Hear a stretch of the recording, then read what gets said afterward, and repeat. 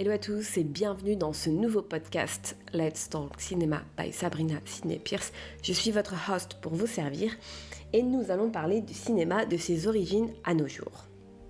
Nous allons pénétrer dans les coulisses du 7e art en passant par les films les plus emblématiques, mais également je vais faire revivre les inventeurs, les producteurs, réalisateurs, scénaristes, acteurs, distributeurs qui ont contribué à façonner l'histoire du cinéma.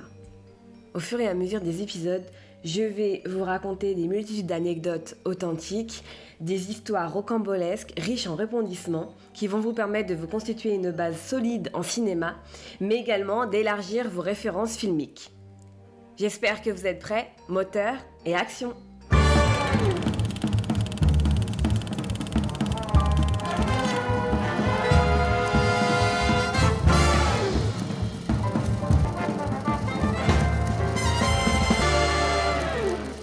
Comme je le disais en introduction, nous allons parler dans ce podcast du cinéma de ses origines à nos jours. Et dans cet épisode 1, partie 1, nous allons parler de la naissance du cinéma, ses origines.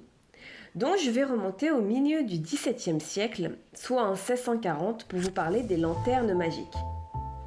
Au milieu du XVIIe siècle est présentée pour la première fois la première lanterne moderne par le père Athanasius Kircher, savant jésuite allemand.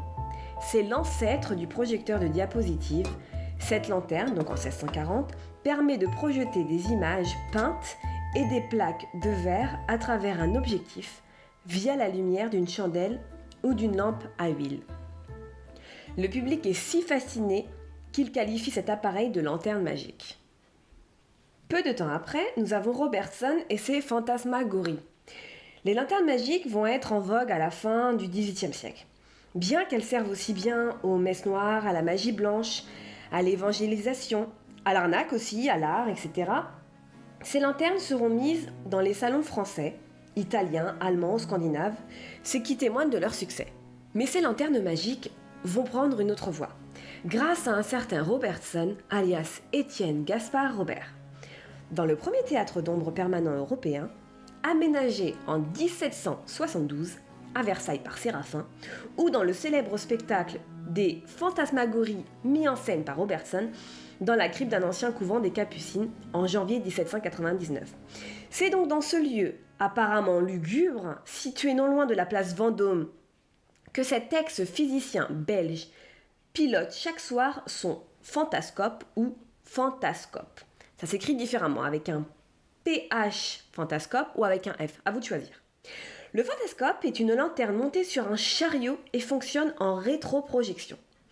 Il y avait bien entendu un mécanisme secret, bien dissimulé derrière un écran de percale translucide, ce qui rajoutait du mystère et permettait un effet de surprise lorsqu'apparaissaient au milieu de la salle, sur des nuages de fumée, des monstres, des squelettes et des spectres mouvants. Vous pouvez imaginer comment ont dû réagir le public en voyant cela pour la première fois. Mais au même moment, il y a également des progrès en photographie. La photographie a également joué son rôle grâce aux nombreux inventeurs et savants. Ce sont eux qui ont permis aussi au cinéma de se créer. On peut prendre l'exemple de Nicéphore Niepce, physicien près de Chalon-sur-Saône, qui, à l'été 1827 à Saint-Loup-de-Varennes, a mis en place l'héliographie. Même si la qualité de l'image n'était pas parfaite, la technique photographique fonctionne. Par la suite, cette technique ne cessera d'être améliorée au gré des innovations optiques ou chimiques, jusqu'à reproduire très fidèlement des vues fixes sur différents supports, comme des plaques en verre, en cuivre, etc. Parallèlement aux progrès en photographie, d'autres savants poussent leurs recherches optiques. Nous avons eu le kaléidoscope du pasteur écossais David Brewster en 1816 et le traumatrope des docteurs Fulton puis Paris en 1820 et 1826. Il y a également le phénakistiscope du physicien belge Joseph-Antoine Plateau en 1832, ce qui fera le bonheur des générations d'enfants. Plus de 3 ans après avoir rédigé la première étude complète sur la persistance rétinienne, Plateau qui permet à chacun d'assister à la recomposition d'un mouvement à partir de 12 ou 24 dessins. D'ailleurs, le mathématicien britannique William Horner s'en inspira pour son zootrope, en 1834, poussant l'animation à 50 images. Mais il y a un Français également qui a joué son rôle. Le Français Émile Reynaud inventera en moins d'une heure son praxinoscope en 1876, permettant une vue directe et lumineuse des images grâce à de petits miroirs fixés à l'intérieur de son tambour magique. Ce qu'il faut noter, c'est qu'Émile Reynaud pilotera lui-même son ingénieux théâtre optique en 1892, soit 16 ans après sa première création. Par son théâtre, il a pu animer plusieurs longues séries d'images peintes à la main sur des gélatines géantes afin de les projeter devant plusieurs centaines de spectateurs. Il y a également eu le flipbook qui est né en 1860 et a été inventé par un Français, Pierre Hubert de Vigne. En 1868, nous avons le Britannique John Barnes Linnet qui dépose le brevet de cette invention sous le nom de kinéographe. Le flipbook est donc à mi-chemin entre le livre et le cinéma. D'ailleurs, cette technique sera utilisée beaucoup plus tard par un certain Muybridge. Flipbook que vous pouvez trouver sur internet, soit à l'achat, soit des tutos pour vous permettre de le faire. C'est aussi bien funky à faire avec des enfants ou les adultes. Vous allez voir, c'est vraiment bien. C'est un travail cinématographique. Donc, je vous invite à consulter, à voir si ça vous intéresse. Pour en revenir à Muybridge, en 1872, le riche et puissant Leland Stanford, ancien gouverneur de Californie, passionné de courses épiques, a osé parier $25,000, ce qui était une sacrée somme à l'époque, devant de nombreux témoins, qu'un cheval au galop flotte durant un bref instant au-dessus du sol. Pour en apporter la preuve, il va faire appel à Monsieur Edward Muybridge. Donc, qu'est-ce qu'il va faire ? Il va prendre le pari. Au début, le résultat est incomplet. Les images sont floues, décadées. Mais à force d'acharnement, il va multiplier le nombre d'appareils photo et faire en sorte de déclencher tour à tour leur obturateur dans un intervalle très court.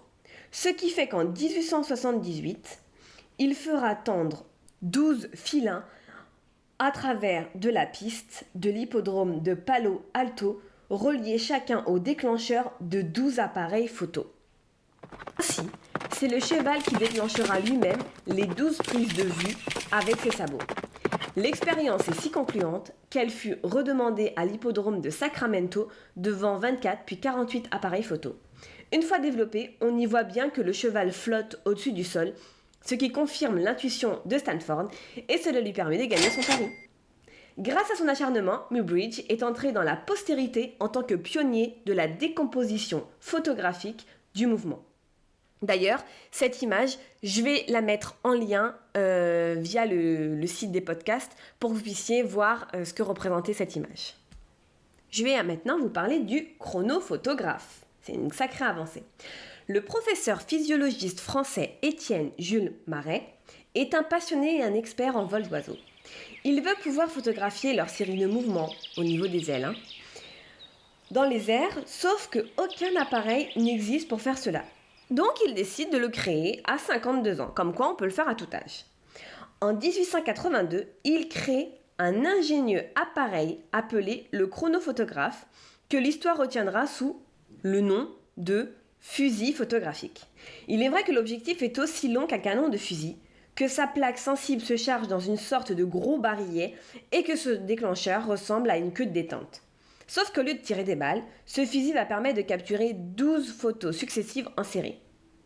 Marais met au point plusieurs versions de ce chronophotographe. Le modèle initial sort à plaque fixe en 1882, succède ceux à plaque mobile en 1883, à bande de papier sensible en 1887 et à pellicule non perforée en 1889.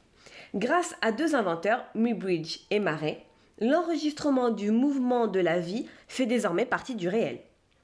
Leurs techniques ne tarderont pas à trouver leur accomplissement avec l'apparition de la pellicule filmique souple lancée en 1888 par la compagnie Eastman, future Kodak. Un an plus tard, le grand inventeur Thomas Edison est déjà prêt. Thomas Edison. Avant de parler du duo Edison-Dixon, je tiens à souligner une rencontre importante. Celle d'Edison et George Eastman, donc le patron de Kodak, en 1889. En effet, Edison le rencontra pour lui parler de sa pellicule de 55 mm. Il en profite pour lui présenter plusieurs suggestions précises. Numéro 1, il lui précise de réduire la largeur à 35 mm, selon lui idéale d'après ses calculs. En 2, il lui propose d'ajouter des perforations plutôt que des encoches afin d'assurer la régularité du défilement. Il lui cite ses propres bandes télégraphiques perforées. En 3, il va jusqu'à définir le chiffre optimal de 4 perforations par image, leur taille précise, leur forme rectangulaire, les coins arrondis, ainsi que la place idéale de chaque perforation par rapport à l'image contiguë. Cela sera accepté et elles seront toutes adoptées comme cela. En 1889, après 2 ans de labeur, le chercheur William Dickson parvient à répondre aux exigences de son patron, Thomas Edison, qui espérait un appareil caméra qui soit à l'œil ce que le phonographe est à l'oreille. Pour enregistrer les premières images du kinétographe, sur pellicule perforée de 35 mm, Dickson a aménagé le tout premier studio de tournage. Les murs peints en noir lui vaudront le surnom de Black Maria, ce qui signifie en familier les sombres paniers à salade américains. Une étape est donc franchie, mais cela n'est pas fini. En août 1891, Dickson et Edison créent ensemble le kinétoscope. Cet appareil ne projette aucune image, mais s'apparente à une grosse visionneuse individuelle.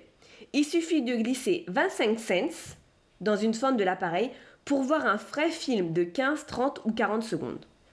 Comme exemple, vous pouvez voir un homme en train d'éternuer, 2 boxeurs qui s'affrontent, des scènes de la vie de cow-boy ou d'indiens.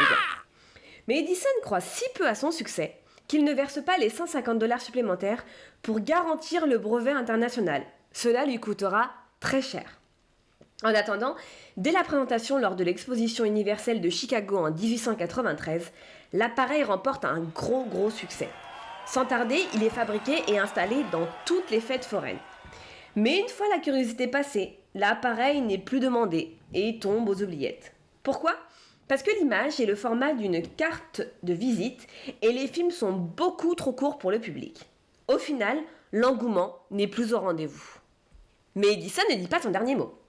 Il fait une nouvelle tentative. Il relance l'idée de sonoriser les films. Cette fois, il s'agit d'adjoindre le kinétoscope et un phonographe afin de le transformer en kinétophone. Fin 1894, l'appareil est prêt. Hélas, aussi séduisant que pouvait être l'idée, le son s'avère grésillant, jamais en totale synchronisation et insuffisamment amplifié. Bref, le résultat est décevant et cela fait un gros flop. Edison abandonne son idée et n'y croit plus. Sa lourde erreur, car dans quelques temps, des frères sortiront une nouvelle idée. Quant à Edison, quelques années plus tard, il se verra contraint de racheter le brevet du fantascope d'Armat et Jenkins afin de pouvoir projeter ses propres films. Bien entendu, la partie suivante, ce sont les Frères Lumière. Frères Lumière que je parlerai en partie 2, donc la semaine prochaine, pour vous raconter comment ils sont arrivés et ce qui en a découlé. Mais avant de finir cet épisode 1, La naissance du cinéma, partie 1, je voulais vous parler du premier film protégé. Car je ne sais pas si vous êtes au courant, mais quelques mois auparavant des Frères Lumière, il y a eu un premier copyright de l'histoire. Donc le premier copyright de l'histoire du cinéma est détenu par un film américain. Il a été déposé officiellement par Thomas Edison le 7 janvier 1894, soit 6 mois avant le tournage de La sortie des usines Lumière, premier film cinématographique. Il était intitulé Record of a Sneeze. Ce film muet montre un homme, Fred Ott, en train d'éternuer durant 40 secondes environ. Tourné et diffusé au rythme de 48 images par seconde, il fut présenté d'abord sur les foires et dans les kinétoscopes par l'or, aménagé à partir d'avril 1894. Mais 4 ans auparavant, le français Louis-Aimé Augustin, le prince, avait déjà tourné en Angleterre d'autres véritables films, certes très brefs. Mais ce riche amateur n'avait nullement songé à les faire protéger. Donc voilà, c'est une anecdote, mais malheureusement, elle n'apparaît pas dans toutes les histoires de la naissance du cinéma. Mais je voulais partager ça avec vous aujourd'hui. La semaine prochaine, je parlerai donc en partie 2 des Frères Lumière, de leur succès et des désillusions de certains. Je vous raconterai des anecdotes croustillantes. Vous pouvez également nous retrouver sur notre page Instagram Let's Talk Cinema by SSP. Notre podcast est disponible sur tous les canaux. N'hésitez pas à vous abonner, ainsi que sur notre page Instagram. Cet épisode est présentement terminé. J'aurai le plaisir de vous retrouver la semaine prochaine pour la partie 2 avec les frères Lumière. En attendant, je vous souhaite à tous une belle journée, un bon week-end et je vous dis à la semaine prochaine. Ciao ciao.